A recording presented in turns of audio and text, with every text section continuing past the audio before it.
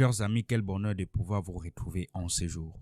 Aujourd'hui, nous allons devoir parler de l'accord qui existe entre la République démocratique du Congo et les États-Unis, bien que cet accord n'a pas été rendu officiel par le gouvernement congolais.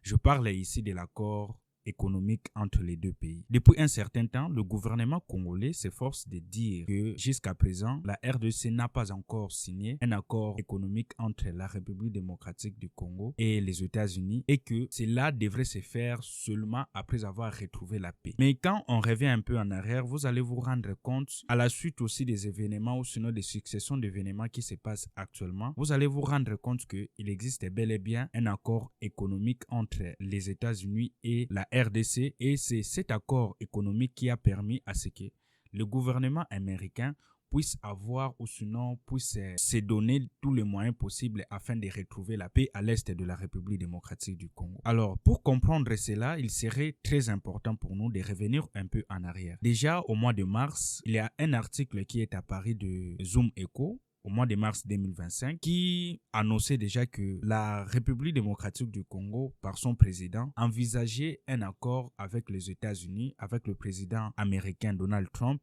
afin que les États-Unis puissent soutenir la République démocratique du Congo dans sa lutte pour retrouver la paix à l'est du pays. Et qu'en échange, la RDC réservait aux États-Unis les minerais que les États-Unis jugent critiques pour soit son industrie ou sinon son arsenal militaire. Mais cet article a été renforcé par un autre article de lepoint.cd qui a annoncé la présence de Félix Tshisekedi le 1er mai 2025 en vue de signer un accord sur les investissements américains à hauteur de 500 milliards de dollars en République démocratique du Congo sur une période de 15 ans. Alors, il serait important de pouvoir lire l'extrait de cet article qui est apparu à la fin du mois d'avril. Kinshasa et Washington, commençons par le titre.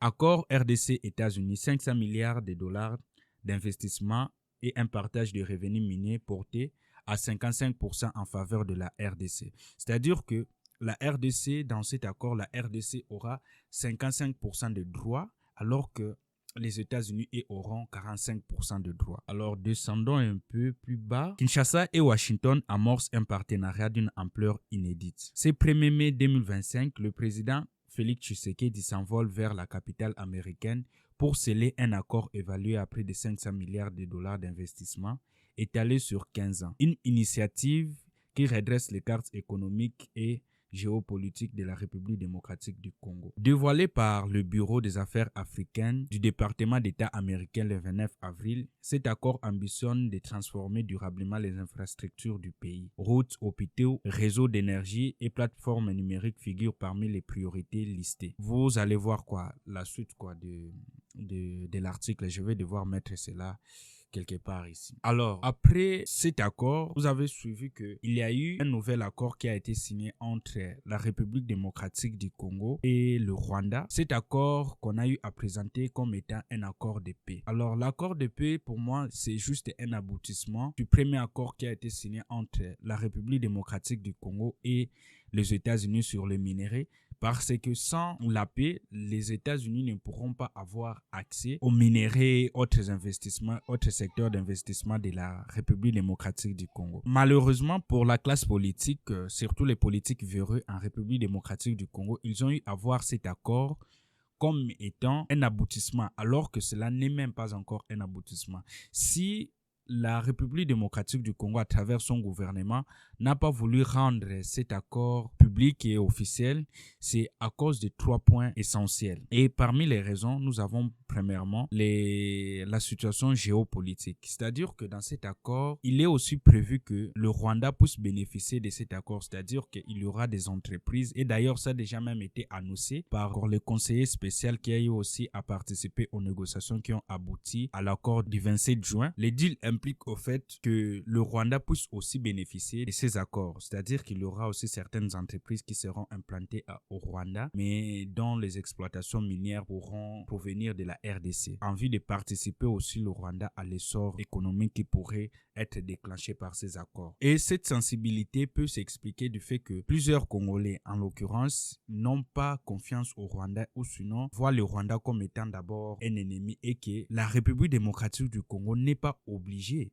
des traités avec le Rwanda, surtout avec les tensions qui sont persistantes. La deuxième raison étant les critiques internes, c'est-à-dire que au niveau interne, surtout les politiques et une certaine frange de la société civile estiment que le président Félix Tshisekedi a eu à vendre les minéraux congolais en vie pour certains de se maintenir au pouvoir. Ils ont donné des raisons. Mais il y a aussi une troisième raison qui est pour moi la plus importante, c'est que ces accords ne pourront être vraiment réalistes ou sinon ne pourraient avoir de sens qu'après la signature d'un accord qui doit provenir des négociations de Doha. Pourquoi? Parce que aujourd'hui, la République démocratique du Congo a eu à signer les accords entre son gouvernement et le gouvernement rwandais pour mettre fin à la guerre et puis reconnaître la souveraineté territoriale de chacun des pays et puis affirmer qu'ils ne vont pas soutenir les groupes rebelles d'un côté comme de l'autre. Bien que pour le cas du Rwanda, vraiment, c'est un peu spécifique. Alors, ces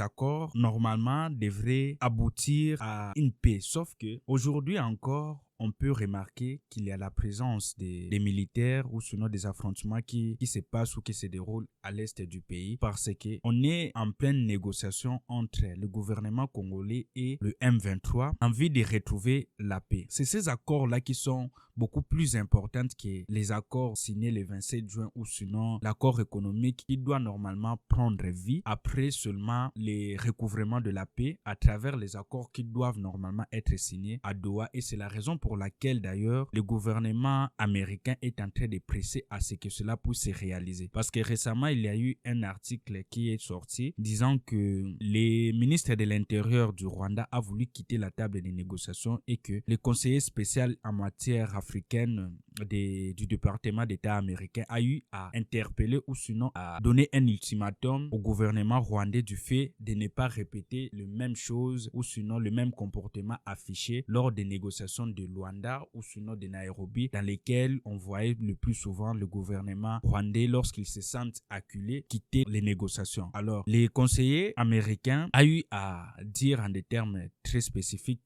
qu'ils soutiendraient à ce moment-là le gouvernement congolais dans sa répression pour récupérer la souveraineté territoriale même sur le plan militaire. Alors je pense que cela a fait en sorte qu'on puisse continuer les négociations. Alors si aujourd'hui les accords de Doha se réalisent, ces accords feront en sorte qu'on puisse publier les accords qui existent entre le gouvernement congolais et le gouvernement américain parce que d'ailleurs cela se réalise déjà sur le plan national avec les annonces des entreprises américaines qui viennent pour investir en RDC. D'ailleurs, depuis la signature de l'accord du 27 juin, vous allez remarquer que plusieurs entreprises ont eu à annoncer leurs investissements en RDC ou leur présence. Cela s'est passé d'ailleurs par l'octroi à l'entreprise américaine SOM qui doit construire l'aéroport de Njili alors qu'auparavant, la construction de cet aéroport a été offerte à l'entreprise turque Milvest. Et ce n'est pas la seule entreprise, d'ailleurs, je peux citer plusieurs autres entreprises qui se sont investies en République démocratique du Congo depuis la signature de cet accord du 27 juin. Il y a Cobalt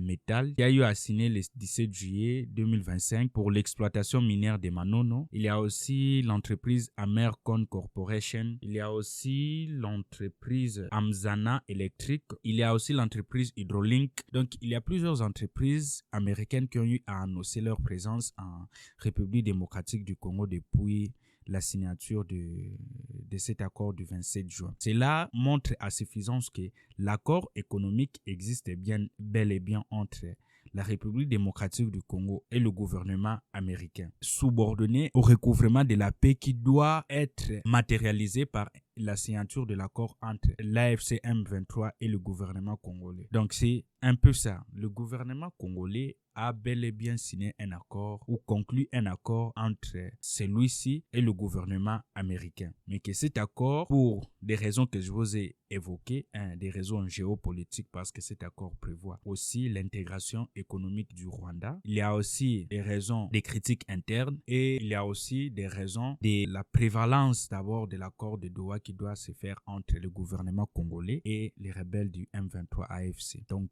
c'est de ça que je voulais qu'on puisse parler aujourd'hui et je vous remercie.